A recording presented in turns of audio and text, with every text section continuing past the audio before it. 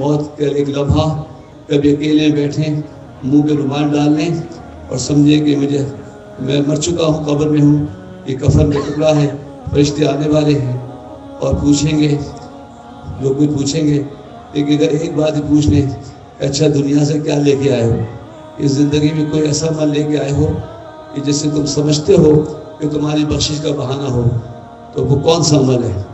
تو میں نے جب یہ مراقبہ کیا تھا ایک بزرگ کی صحبت میں، تو میں تو گھبرا گیا تھا، کیونکہ مجھے تو پیچھے کوئی بات نظر ہی نہیں آئی ایسی جسے پورے اعتماد سے کہہ سکوں کہ میں اس وجہ سے بخشا جاؤں، یہ کام لایا ہے۔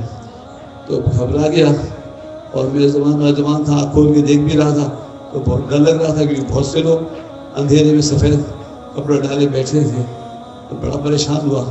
تو اتنے میں صاحب مسند بزرگ کی آواز آئی کہ آنکھیں کھول دو، مبارک ہو، تم ابھی مرے نہیں ہو، عمل شروع کر دو۔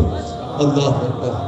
تو مبارک ہو یہ زندگی کا لمحہ جو ہمیں نصیب ہے، ہمیں اپنے اعمال کی درستگی کی طرف توجہ کرنا چاہیے۔